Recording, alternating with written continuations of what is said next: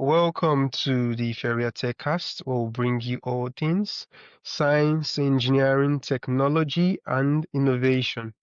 Today we are joined by Mark Fox, a true polymath whose career spans from serving as a Space Shuttle Chief Engineer to becoming a pioneering inventor in health tech.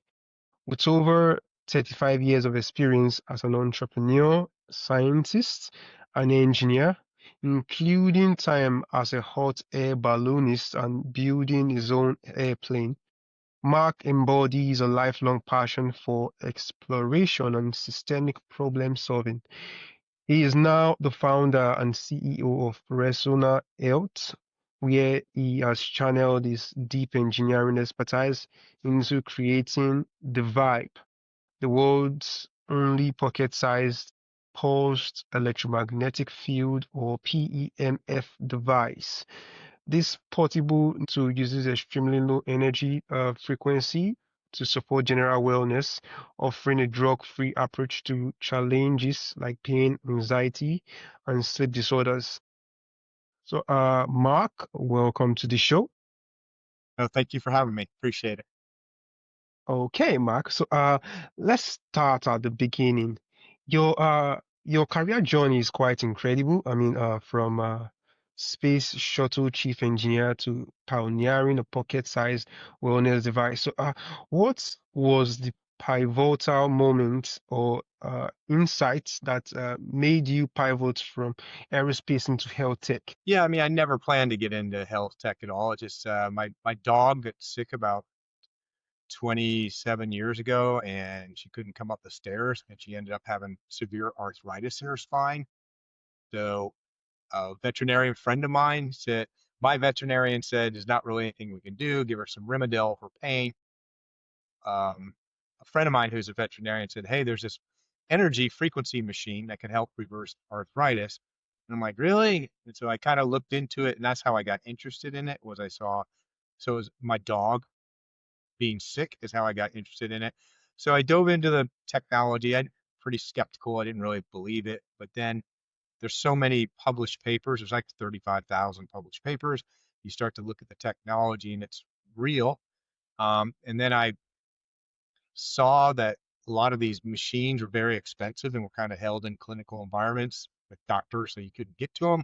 The average person couldn't afford it. So I'm like, there's got to be a way to make an affordable portable device. And so I naively jumped into that, figuring I could design one. It was not easy, but now we have it. So that's kind of the path. Had no intent to really get into energy therapy and this space, but to answer your question, it was my dog that got me into it. Amazing. So, tell us about the vibe. So according to you, which according to you is the world's only pocket-sized pulsed electromagnetic field device. So what does this device actually do? Well, think about it from a higher level for a minute. It's energy therapy, and nothing in the world happens without an energy exchange. So you don't cook food, you don't drive a car, you don't breathe oxygen, you don't do anything. Nothing happens without you don't bang your finger with a hammer. Everything is an energy exchange. So energy can be put in the body with electrical current, magnetic fields, PEMF, which we're talking about here, light, sound, or vibration. And I just chose PEMF because it's the most convenient way to do it because there's no wires or anything on you. You can just put it in your pocket and go about your business. How it works, nobody knows how aspirin works either. We have theories, and there are a few things you can prove and some things you can't. But at the most fundamental level, what we do know is the cells on your in your body have an electrical charge, just like a car battery. And when that voltage gets low, you get sick. When the voltage is low, you can't get good nutrients into the cell and you can't get the waste products out. So it increases the voltage on the cell. So it's recharging your cell's batteries. And then the other thing is adenosine triphosphate, ATP. It's the main chemical that your cells use for food. And so this technology has been shown to increase ATP up to 500%. So it's recharging your cell's batteries. It's giving your cells the food, the buffet that they need so that your body can do what it does best, which is heal itself. That's how it works at the most fundamental. So, tell us, Mark, how did your experience in the high-stake environment of aerospace engineering directly inform your approach to building and testing the Vibe device? Yeah, I mean, it's just having a curious background. You know, being an engineer, I'm a chemical engineer, can be a little dangerous trying to do electronic stuff because it's not the same discipline, but there's the same thought patterns and stuff that you go through. So I teach a thing called Da Vinci and the 40 Answers. It's the last book that I wrote. Well, actually, I just finished a book today called Go Find Joy about anxiety. But the book before that was around business creative thinking. It's it's called TRIZ, the theory of inventive problem solving. TRIZ is a four-letter Russian acronym. And basically what they found out is there's only about 40 solutions to any problem in the world. So I've been teaching that for a long time. So how do you use the 40 lenses? Like lens one is segmentation, two is taking out. And how do you look at the problem or the engineering or the business process and apply one of those lenses to make it better? So I mean, what we did is what we took out was complexity, right? So it's not programmable. Doctors want a programmable one. I'm not giving it to them because I want a simple one that's alphabetical. Go like that, pick the one you want, hit play, put it in your pocket or wherever the land around your neck. So the simplicity of taking out to make it super simple was one. People want to make noise and have little alarms when it's done, and like, nope, nope, nope, nope, not doing any of that. The next product we made was Vega Vibe. It's a vagus nerve toner as a piece of jewelry that you put around your neck. And all you do with this is just turn it on and wear it around your neck. So this is the ultimate taking out. I took out everything. In fact, when I made the instruction video for this, I felt stupid because it's like, yeah, you turn it on and you wear it. That's it. There's nothing else to do. So that's just one of many, many things I looked at as simplicity. How do you take things out? Um, how do you borrow and look what other industries and other devices and things have done and make them better? Simple. Well, that's really interesting. I mean, for everything you can actually think about, every device, every functioning machine, I would definitely be able to tell that simplicity is always better. So I think that's a really great transformation, really great work you did there. So tell us, Mark, what were the biggest challenge in miniaturizing this PEMF technology into that really small device, and how did you solve them from an engineering standpoint? The I naively went and said, this is a very simple concept, which it wasn't. So I went full circle. The actual protocols on the device, and I think I'm the only one that has one like this, are actually MP3 files. They're actually music files.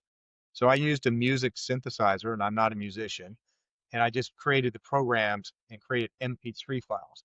So what it really is the Vibe is actually a music player without speakers. So it's simple MP3 files that drive the program through a coil that makes a magnetic field.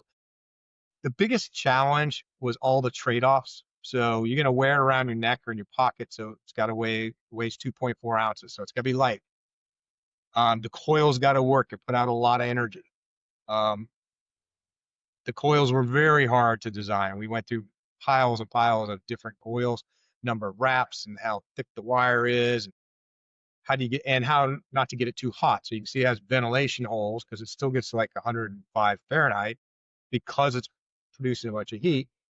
Customers are like, hey, it has like a 5-hour battery, 6-hour battery, and customers are like, I want a 20-hour battery.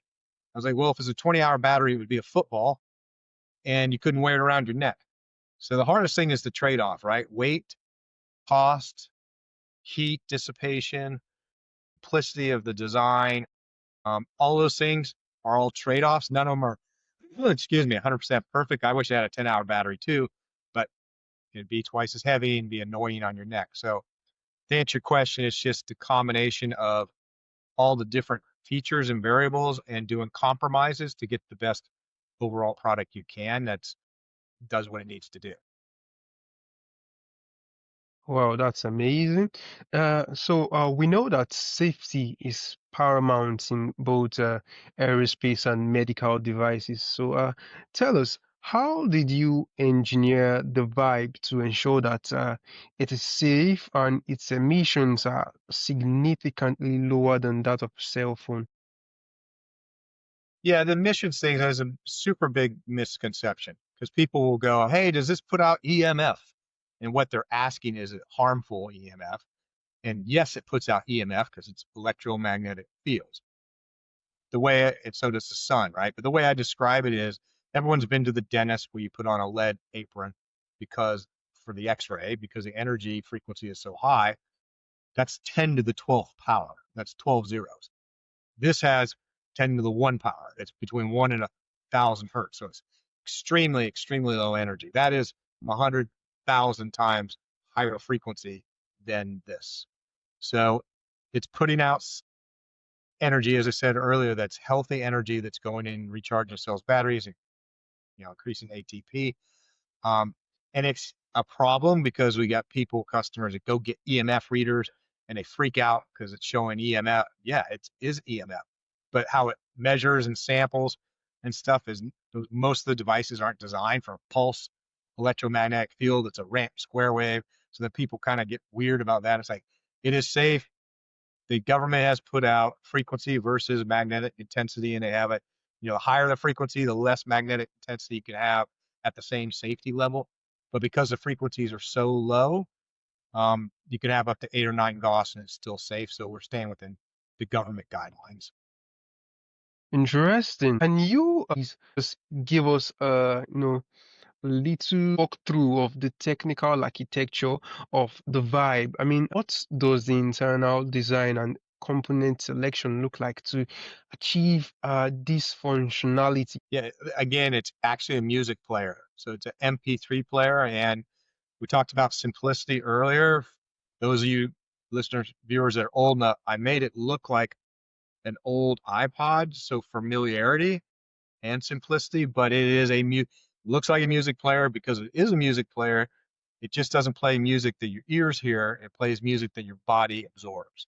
That's the main difference. So yeah, making familiarity and simplicity. Um, nowadays everyone wants a cool touch screen, but that added a lot of cost.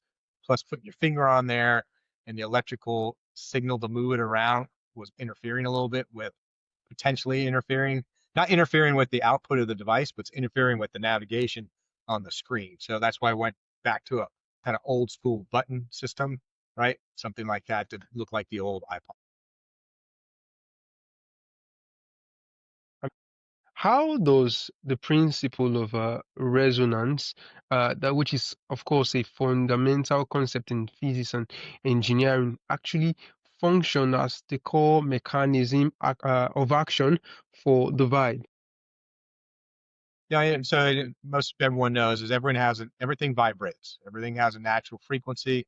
You can take like your car fob and common sense when you go not common sense but common condition is like you press your car key to unlock your door. Why does it unlock your car and no other cars in the parking lot? Because that sending unit is resonating with the lock on the inside of your car, same as your garage door opener. So everything has kind of a natural frequency. And so it's resonating with the water in your body. And it's oversimplified, but there's frequency pairs that are changing every 1 to 4 minutes.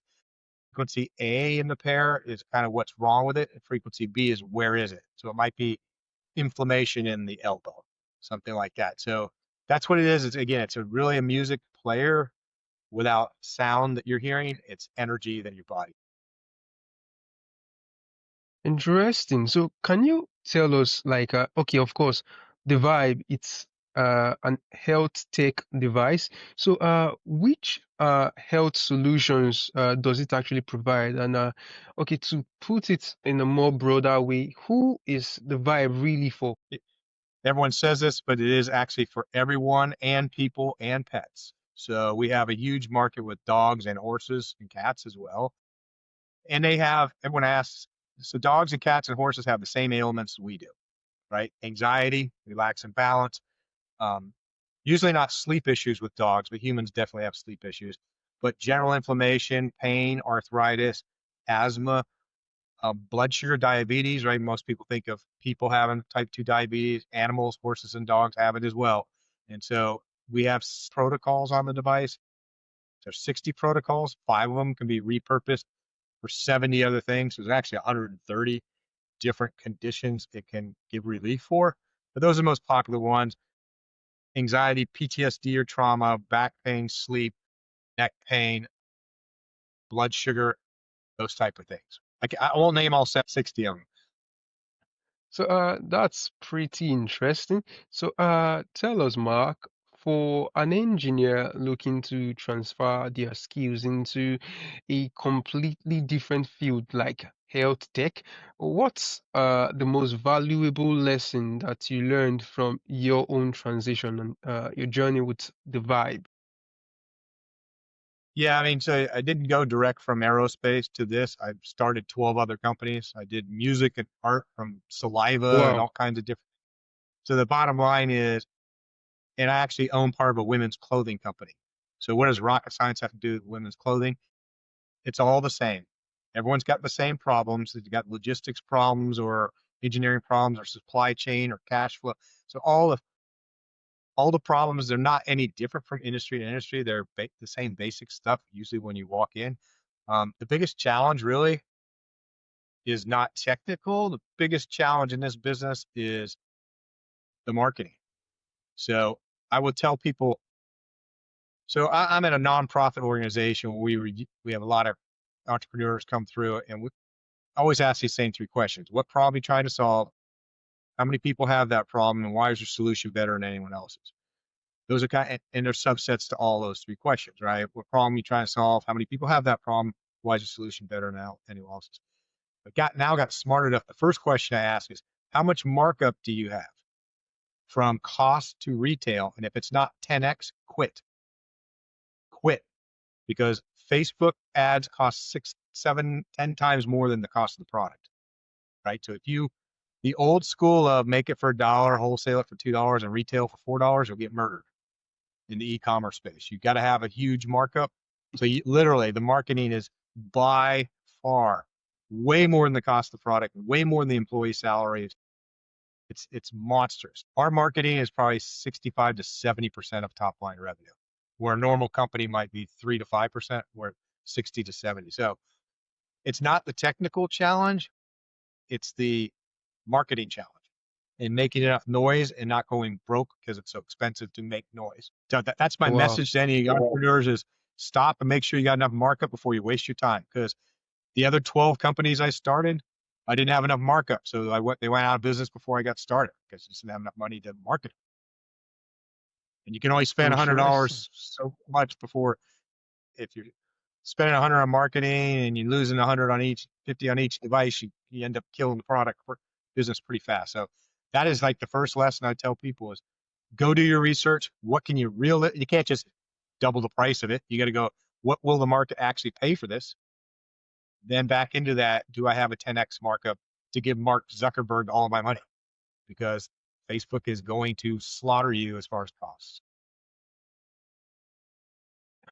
If you could give uh, somebody in technical profession, somebody like, let's say, an engineer, a scientist, or a developer, somebody who wants to utilize their scientific or technical skills and channel it into entrepreneurship, if you could give them just one advice, so tell us, Mark, what would it be? Yeah, just make sure 2 things. Make sure you get the minimal viable product out as fast as you can. Don't spend a bunch of time and money on it. Famous story with the Palm Pilot in the old days. Guy had a wooden block and a toothpick. Okay. Don't spend too long developing a bunch of things. Get it out right. Do that fast. And how can you fail in 2 weeks? So I say that all the time: is don't procrastinate. You don't need a 1 year study. What can you do in 2 weeks that could further the advancement of the idea? Because the number one reason ideas fail, they never get started. That is the number one reason in creativity: is you get in the way of yourself and you're making it too complicated. For example, I screwed up really bad one time. I invented a company for change drug testing so that you could have urine in a cup and then you take a mouse swab and you match the DNA, and then nobody can fake urine, right? So I went into this whole thing assuming that would be fantastic. In the end, nobody in the drug testing industry cares about changing it. They don't care about being more efficient. They're not trying to save money. They just don't care. So it's like, all right, I wasted a year of my life building DNA sequencing and matching urine to saliva and learn my own lesson there. It's like the minimum viable product. I needed to just go out and talk to more people before I built anything and said, does anyone want this? Is this a problem that needs a solution, or is it a solution look for a problem that doesn't exist? So I screwed up myself doing that. That's a really great one there. So, going back to the vibe, looking beyond just the hardware, what does the firmware and software layer of the vibe control look like, and how does it contribute to the overall user experience and the effectiveness of the design? Yeah, it's just uh, the engineering stuff. I actually don't know the specifics. They're just using off the shelf library stuff for designs and stuff for printed circuit boards to make a music player. So R&D stands for rob, or for research and development, but it can also stand for rob and duplicate, which means go find something, modify it for your needs. I don't actually know to answer your question honestly, but I guarantee they did not design that circuit board from complete scratch. They looked at MP3 players, what is out there in the library, take that and modify. I'm sure that's what we did, and then we just changed chips and did a couple things that got too hot. But it's building on, it's like building, standing on the shoulders of other giants. I think that was Newton said that, right? It's like it's taking stuff that's already out there. You're not inventing it from scratch. You're modifying it to meet your needs. And that's kind of what TRIZ is, I mentioned earlier. Somebody somewhere has already solved your problem. Okay, that's the fundamental thing of TRIZ. Somebody else somewhere has already solved it. You just need to find it and modify it for your needs. So it's called business topology. And you just, like I said, own a women's clothing company. The inventory systems I put in there were no different than inventory systems in the space shuttle program, right? It's fundamental stuff that you just take what you learn here and apply it to another company or another design. Oh, wow, that's an interesting one there. So, Mark, if you could go back to the beginning of Vibe's development with your current knowledge, what would be that one decision that you would make differently? I wish I would have had the MP3 concept before I started, because we started from scratch and I didn't have that thought in my mind of how to use music players. So the designs were big and bulky, caught on fire, and they didn't work. I just wish I would have thought of the MP3 solution ahead of time. Another one, and for your engineering folks, so this is, because I'm proud of this. This is one of the smartest things I've ever done. When it has 40 hertz and 116 mixed coming out of it, how do you prove it's putting out the right frequencies? So I have oscilloscopes, you can't really see that. I have data analyzers, you can't really see. It's hard. It's hard to see mixed frequencies, to know that that's 40 and 116 mixed. In the middle of the night, one night, I'm like, it doesn't have a speaker, but it moves it makes a little bit of sound because the coils are moving air slightly. There's no diaphragm or anything like a speaker. It dawned on me, I was like, okay, the human ear can hear 20 hertz to 20,000 hertz.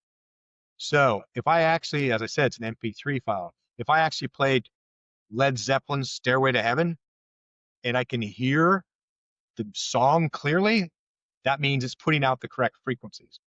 So that is actually where quality control in the production is. When you put a static magnet up to it, it's going to amplify this. So the quality control for every single device is they put a magnet against it and they play a song, and their human ear recognizes it. It's the song that you're familiar with. So now you know it's soldered, put together correctly, everything's working, because it's putting out a song that's very complex, because you have guitar, drums, singer, vocals, bass, all of that out of a song. That's a huge mix of frequencies. Where here we just have two frequencies that are changing every 1 to 4 minutes. So anyway, I love that idea because I came up with a zero cost solution for quality control instead of buying oscilloscopes and data analyzers that I could never use to do that purpose anyway. I could never prove. Maybe somebody else could, but I wasn't smart enough with the data analyzer to see 40 hertz and 116. I just saw a mess. So yeah, that's one that's, and again, I got that from my own TRIZ stuff, is back to Mechanical substitution is actually one of them. So it's like, okay, how do I substitute something instead of a data analyzer to be able to know the frequencies are coming out of there? And then I just dawned on me, I can listen to it with my ears. That's what we do. That's what we do still today in the factory. That's amazing. So, finally, Mark, part of the theme of this podcast is centered around innovation. So, for that reason, I like to ask every guest one particular question before we wrap this session up. So, tell us, what does innovation mean to you, and how does it relate to your field? I mean, in the intersection of physics, hardware, engineering, and human wellness in general, and even entrepreneurship. Innovation's not being afraid. Don't listen to the status quo. Um, I just in my book I've already talked about this. The advantage I have over a doctor, I'm not a doctor, is a doctor can't make a mistake 9 out of 10 times. I can, right? So I'm allowed to test and do stuff faster, and a doctor can't. So it's going to allow, because in the medical world, any new technology, if it ever makes it to the medical world, it's going to take 15 years. And 99.999% of them don't. So just thinking different. And it's kind of an interesting thing is if you go look at Nobel Prize winners, a large majority of them won their award in a field that they're not educated in, right?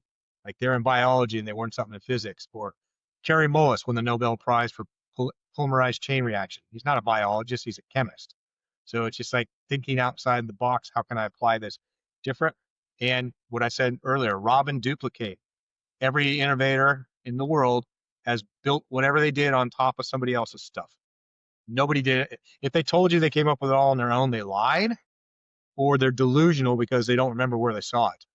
You know, Mark Twain used to say all the time, here's how you become an excellent writer. You read, read, read, read, read, read, then go write and forget where you read it, right? You just building on other stuff. And that's what innovation really is. It's building on things that already exist, not starting. That's a really interesting one, I'd have to say. So, to conclude, Mark, so tell us, where can listeners go learn more about your work, your products, the vibe, maybe contact you to ask general questions or how to get Yes. access to your products? The website is Resona, Resona. It's short for resonance that we talked about earlier. So just Resona.health. There's no .com in it, so it's a .health domain. So just go to Resona.health. If you got any questions, what is unique about this industry and my company? I have phone numbers. We talk to people. We answer the phone. We have email. I have a great support team. So if they have, and there's a lot of information on the website, they can go research that. And they got any questions you ask about. Most people have questions about it because it's some voodoo thing that their doctor doesn't know anything about, most of them. And it's something new to them, even though it's been around for magnetic therapy, by the way, has been around since Hippocrates, 3500 BC. So it is not new. PEMF, it's been around for about 120 years, but still, it's not mainstream for doctors yet, for most of them, because the, the medical industry is all around drugs and surgery. It's not around alternative therapies for health, unfortunately. Amazing. So, Mark, it's been a really wonderful conversation with you, and I'm really excited to have you on the show today. Yeah, thank you so much for having me. That was fun. I appreciate it.